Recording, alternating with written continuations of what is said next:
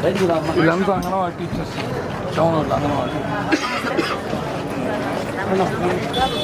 వాళ్ళ వరకు ఉన్నాయండి.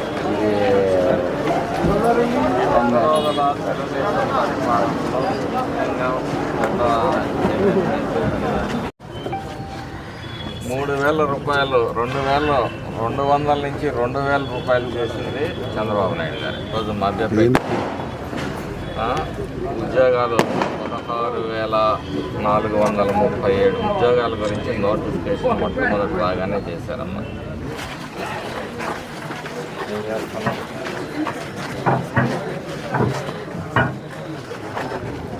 మనం ఎప్పుడు కూడా ఎందుకంటే అప్పుల్లోంచి ముందు బయటికి రావాలి, గుంతలు పూడ్చుకున్న తర్వాతనే తార్ రోడ్డు వేయగలుగుతాం.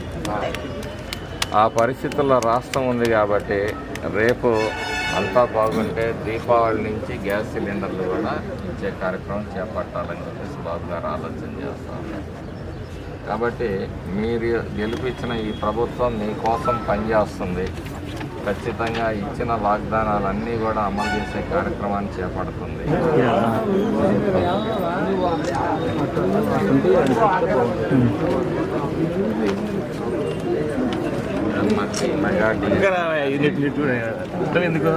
మరి అన్న క్యాంటీన్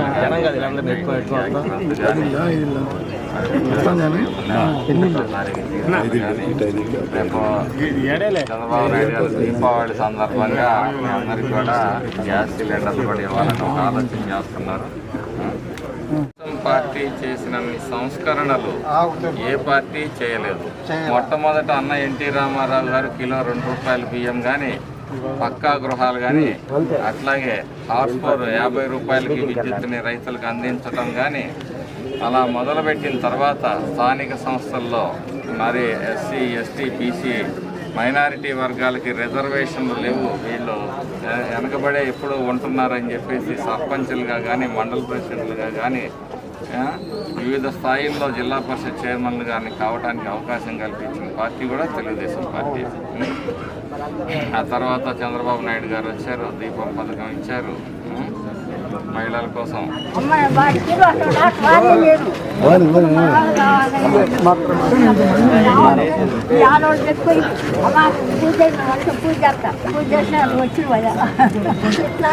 పెన్షన్ వస్తుందా నీకు? పెట్టుకోలేదయ్యా, ఏమో ఎప్పుడు పెట్టుకోలే.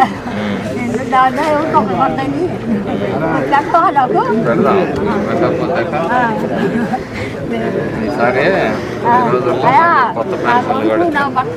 తెలుగుదేశంలో పెట్టుకుని వచ్చిర్రు. అమ్మ చెప్పుడు మన ఇంట్లోనే భోజనాలని మేము పెట్టినాం అని చేసినాం. మన మీ అమ్మాయి కూడా నేను తెలుసు, అమ్మకి బాగా తెలుసు. నువ్వు అట్లా రాకుండా తెలుసు కదా, నేను తెలిసి వాళ్ళు వచ్చారు. అందరం బాగా నా పూజ చేస్తే వచ్చిండ్రు. అందరు సవగా చూడయ్యా తిరిగా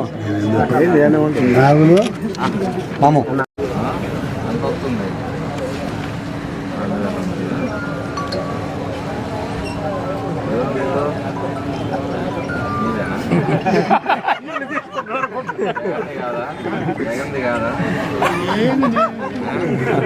జగన్మోహన్ రెడ్డి ఇళ్ల మీద పత్రాలన్నీ ఆయన పేరు మీద రాసుకొని, ప్రభుత్వం పేరు మీద రాసుకొని అవసరం అయితే మీ ఇల్లు కూడా ప్లాన్ వేసాడు. అది రద్దు చేసింది. తీసిపెట్టు పనులు భవిష్యత్తులో కూడా ఏదైతే ప్రభుత్వం అవన్నీ కూడా నెరవేర్చే ప్రయత్నం చేస్తుంది. ఇవాళ రాష్ట్రంలో రోడ్లన్నీ గందరగోళంగా ఉన్నాయి. అన్నింటినీ కూడా సమన్వయం చేసుకుంటూ ఒక్కొక్క పథకాన్ని ముందుకు తీసుకునే ప్రయత్నంలో కొద్దిగా ఆలస్యం అవ్వచ్చు, కానీ చెప్పేవాడికి చేసేవాడికి చాలా తేడా ఉంటుంది. ఈరోజు రాష్ట్రంలో ప్రభుత్వం దాన్ని రద్దు చేశారు. 1వ తారీఖున మరి ధాన్యం బకాయిలు మొన్న చూశారు మీరు విజయవాడ వరదల్లో ఏ విధంగా పార్టీ ప్రభుత్వం పనిచేసింది అనేది.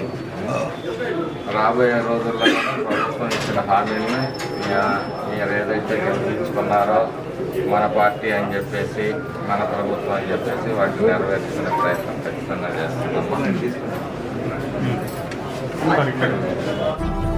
ఇలాంటి మరిన్ని వీడియోస్ కోసం పల్నాడు ప్రజానాడు ఛానల్ను సబ్స్క్రైబ్ చేసుకోండి, లైక్ చేయండి, షేర్ చేయండి.